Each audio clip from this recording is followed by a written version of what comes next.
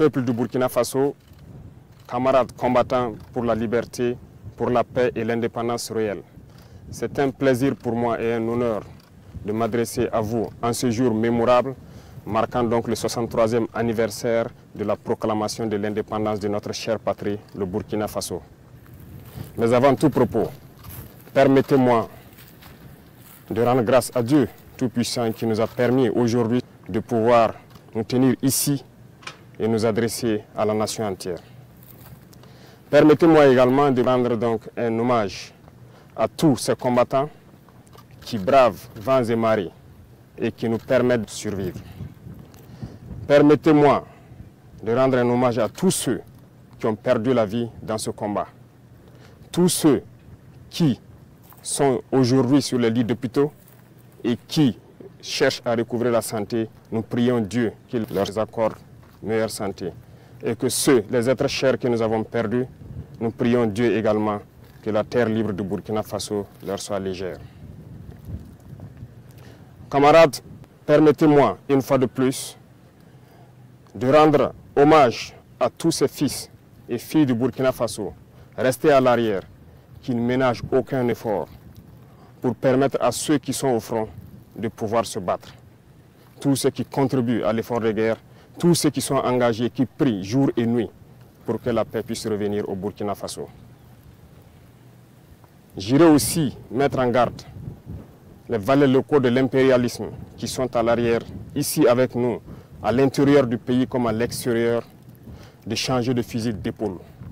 Parce qu'il est temps qu'on arrête et qu'on puisse voir dans la même direction et agir pour que le Burkina puisse recouvrer la paix.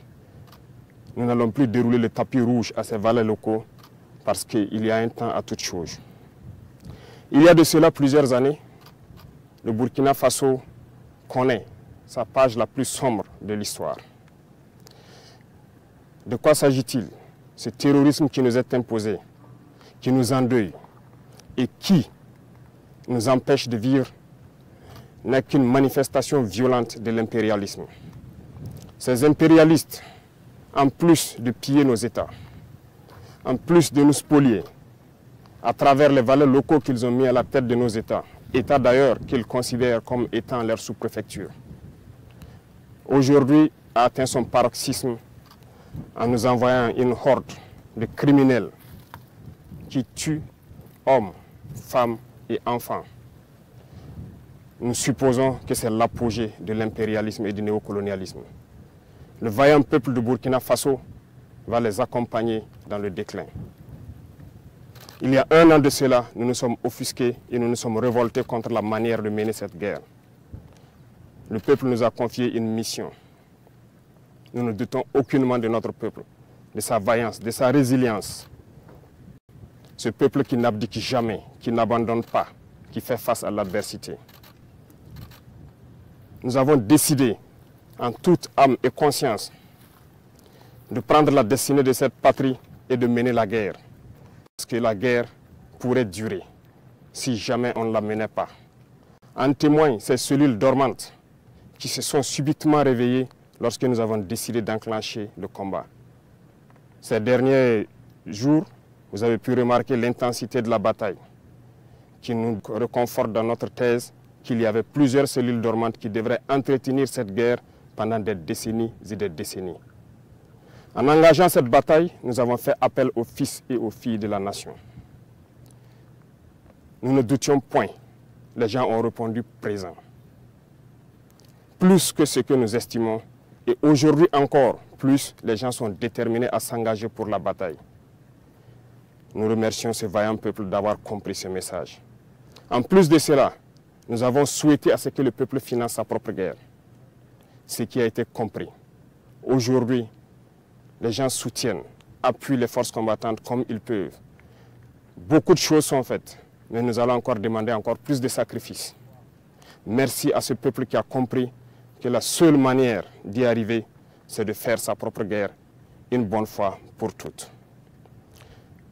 En venant donc à la tête de l'État, nous avons trouvé une armée en sous-effectif, mal équipée, mal organisée, peut-être mal entraînée. Il s'agit pour nous, dans un premier temps, de faire appel rapidement aux VDP qui ont répondu et aussi de les équiper, ce qui ne fut pas une tâche facile. Dieu merci, nous y sommes arrivés à équiper tous ceux que nous avons pu recruter. Au sein de l'armée, déjà pour l'année 2023, l'armée de terre a recruté plus de 11 000 hommes. 5 000 autres sont en phase d'être recrutés dans les jours à venir. S'agissant de la réorganisation, très vite nous avons compris qu'il nous fallait des unités organiques. Ce qui a conduit donc à créer, dans un premier temps, 6 bataillons d'intervention rapide. Et ensuite, 6 autres bataillons d'intervention rapide ont rejoint les différents groupements de forces. Aujourd'hui, 7 bataillons d'intervention rapide sont prêts. Certains ont commencé leur déploiement et d'autres vont se poursuivre dans les 2-3 semaines à venir. 5 autres bataillons sont en constitution et en formation pour renforcer les rangs de ce bataillon d'intervention rapide. 2 bataillons d'intervention aéroportée ont été créés. Un est déployé dans la zone de Boromo, l'autre sera déployé dans les jours à venir dans la zone de Koudougou. Du côté des forces de sécurité intérieure aussi, beaucoup d'efforts ont été faits. En ce sens que, pour le cas de la police par exemple, nous avons réorganisé les forces pour les constituer en groupements d'unités d'intervention qui sont aux côtés donc des forces armées pour mener le combat. 12 GOUMI ont été créés dans ce sens et d'autres sont en phase d'être créés. Au sein de la gendarmerie, nous avons renforcé les effectifs par le recrutement d'environ 3 000 auxiliaires. Une première phase est terminée, l'autre est en formation. De même que dans les rangs des eaux et forêts, nous avons spécialisé une bonne partie pour former une unité qui pourra agir dans les forêts, qui est aujourd'hui prête. Et cette unité est en train de s'engager également. Toutes les autres forces de sécurité intérieure ont pu être dotées en équipements tels qu'ils n'en ont jamais connu de leur histoire. Mais ce n'est que le début, parce que nous continuerons à les équiper et à monter en puissance. Du côté de l'armée de l'air, il a fallu à un moment donné revoir donc notre potentiel aérien. Aujourd'hui, nous pouvons dire fièrement que le Burkina Faso est doté d'appareils de dernière génération qui nous permettent de scruter donc notre territoire à partir des cieux, ce qui nous permet d'engranger un certain nombre de résultats. Les terroristes peuvent aujourd'hui se déplacer d'un point A à un point B, peut-être mener des attaques, mais ne repartiront pas sains et saufs parce que nous les suivons, nous les traquons jusque dans leur dernière demeure. Il est encore temps pour ceux-là qui ont été trompés, qui se sont engagés dans cette bataille, de déposer les armes. Parce que viendra un moment où il ne sera plus possible de déposer les armes. Tous ces bataillons qui sont en train de se déployer, du matériel est encore en cours de route dans les 2-3 semaines à venir. Et lorsque tout cela sera réuni et que tous ces bataillons auront rejoint leur emplacement, cette phase de développement de la guerre tant attendue, les choses sérieuses pourront commencer. Je lance encore un appel à ces égarés qu'il est encore temps de déposer les armes. Parce que viendra un moment, on le répète encore, il ne sera plus possible. Le Burkina Faso a décidé de se battre et nous nous battrons jusqu'à la victoire finale. Pour l'équipement, nous avons fait beaucoup d'efforts avec donc la compréhension de ce peuple qui a accepté de se sacrifier. Aujourd'hui, les unités sont équipées et ça continue de s'accroître parce que nous voulons d'une armée professionnelle, une armée qui va défendre le Burkina Faso à l'intérieur de ses frontières, même au-delà, mais pour l'intérêt du peuple burkinabé. Les efforts continuent et nous allons continuer à renforcer les rangs pour que plus jamais ces situations sombres que nous avons connues ne puissent survenir à l'avenir avec nos enfants, nos petits-enfants. Pour accompagner tout cela, il a fallu aussi, du côté de la santé, augmenter donc la capacité de nos plateaux techniques des différents hôpitaux et de certains CMA qui appuient les forces de défense et de sécurité lorsqu'il y a des évacuations de blessés. Ça nous a permis d'acquérir un certain nombre d'appareillages et aussi l'ambition pour nous, c'est de construire des hôpitaux modernes pour permettre à nos infirmiers, à nos médecins d'exprimer tout leur potentiel. Ce processus est en cours, ce qui nous a permis de pouvoir contracter donc l'hôpital de Gawa et c'est ce modèle d'hôpital que nous voulons dans chaque région et qu'on puisse permettre à nos vaillants soignants d'exprimer tout leur potentiel, tout leur savoir. Aussi dans ce volet de santé, cette épidémie de la dengue. Épidémie de la dengue qui a fait beaucoup de victimes dans nos rangs. Beaucoup ont perdu des êtres chers. Toutes nos condoléances aux familles qui ont été touchées par cette épidémie. Mais cela nous rappelle quelque chose. Nous devons revoir notre plan de salubrité et d'assainissement. Ce qui a été lancé il y a quelques jours de cela, l'initiative présidentielle pour le développement communautaire, prendra en compte ce volet. Et j'invite donc toutes les populations à se mobiliser pour que nous puissions assainir notre milieu. Dans le domaine de l'agriculture, nous avons décidé de nous fixer une mission d'atteindre l'autosuffisance alimentaire. En 2024, c'est un défi. Pour 2023, nous avons lancé l'initiative présidentielle donc, pour l'autosuffisance alimentaire et la souveraineté alimentaire. Il s'agit pour nous d'emblaver un certain nombre de superficies, de donner des intrants à des producteurs, des semences améliorées produites donc par nos chercheurs sur place. Ce qui, aujourd'hui, on peut dire est une satisfaction parce que les résultats sont au-delà de ce que nous avions espéré. Ce qui témoigne encore que nous avons de bonnes terres, nous avons de braves hommes qui savent donc travailler la terre et nourrir les Burkinabés. Ça nous encourage à lancer un autre défi pour 2024. Des engins tels que des tracteurs ont été commandés dans le cadre de l'initiative. Les chercheurs ont été renforcés et on continue de les renforcer pour trouver les semences adéquates. Et aussi ce qui nous a conduit à ouvrir l'usine de Coupéla en août dernier pour fabriquer les intrants sur place. L'engrais est produit et pour pouvoir baisser le coût de l'engrais au profit donc de nos producteurs. Dans le même sens, il y a donc l'offensive agricole qui a été lancée par le ministère de l'Agriculture récemment et ça se poursuit dans toutes les régions du Burkina Faso. J'invite donc les populations des différents villages à s'impliquer, à aménager tout ce qui est bas-fond, toutes les terres cultivables. Et nous mettrons tout en œuvre pour les accompagner pour qu'on puisse produire au maximum dans cette saison qui arrive. La contre-saison est également lancée dans les points où il y a des eaux de surface. Et l'accompagnement est fait à travers donc, des semences améliorées produites par nos chercheurs d'un certain nombre de spéculations qui ont déjà été dotées à certains producteurs. On ne pourra pas parler d'agriculture sans parler donc du développement de l'agroalimentaire. Nous sommes en train d'encourager actuellement donc, tous nos importateurs et tous nos opérateurs économiques à se lancer dans la production, dans la transformation. Beaucoup d'usines verront le jour pour que un certain nombre de produits alimentaires soient produits au Burkina, transformés au Burkina et consommés au Burkina Faso. Et pourquoi pas exporter. C'est un défi que nous nous sommes lancés et nous comptons sur cette brave population pour nous accompagner à pouvoir réaliser ces défis. C'est en ce sens que nous pourrons donner beaucoup d'emplois donc, à des jeunes qui sont formés, qui malheureusement n'arrivent pas à exprimer leur talent parce qu'il n'y a pas d'espace qui leur est offert. Dans le même sens, le ministère de la Jeunesse a été instruit de mettre un accent sur la formation professionnelle.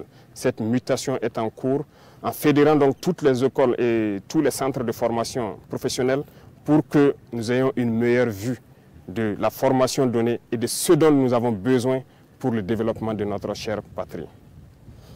Camarades, parlant donc du développement du commerce, et comme vous l'avez suivi la dernière fois, il s'est agi pour nous de faire donc une analyse de notre situation économique. Et à l'issue de cette analyse, nous nous sommes rendus compte qu'il fallait prendre un certain nombre de mesures. Et nous avons dit à compter de janvier, un certain nombre de mesures seront prises. Pas pour mettre la pression ou pour empêcher certains d'exercer leurs fonctions, mais c'est pour le bonheur du Burkina Faso. Il faut que nous créions la richesse, que nous puissions employer nos jeunes.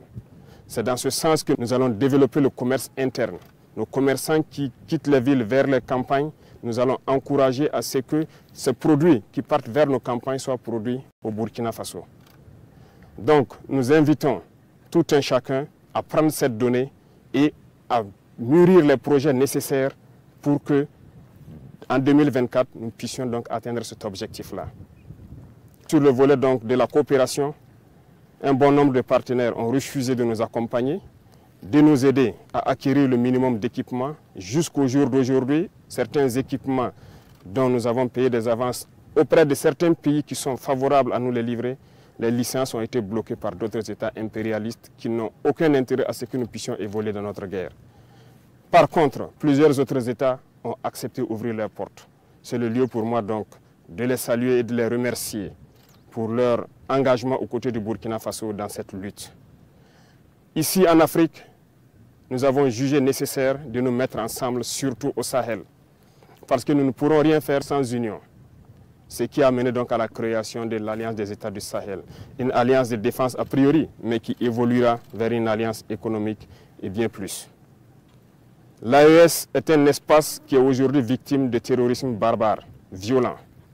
Mais aujourd'hui, nous avons compris et les peuples ont compris qu'il faille s'unir. Et nous invitons tous les autres Africains, tous ces peuples brimés, à pouvoir s'unir pour faire face à l'adversité. Nous défendrons l'espace de l'AES comme si nous défendons nos propres terres ici. Parce que nous avons décidé de nous unir avec nos pays frères du Mali, du Niger, pour en faire de nos espaces un seul espace. Aller et venir, commercer et défendre, ramener la paix, la prospérité, la sécurité. Parce que nos peuples ont droit au bonheur. L'Eldorado dont nos peuples rêvent, nous pouvons le créer ici. Et nous avons confiance en ce peuple.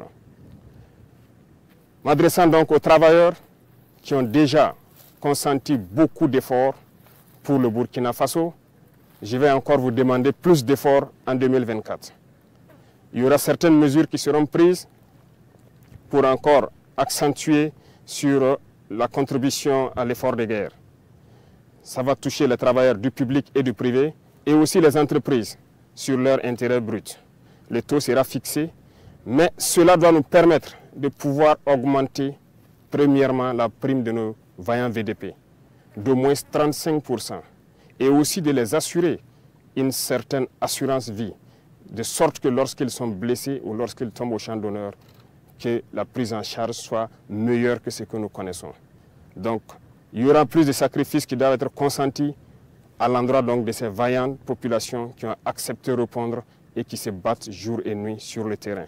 C'est le lieu pour moi de les rendre encore hommage pour leur contribution, pour leur accompagnement donc des différentes forces sur le terrain. Merci à vous.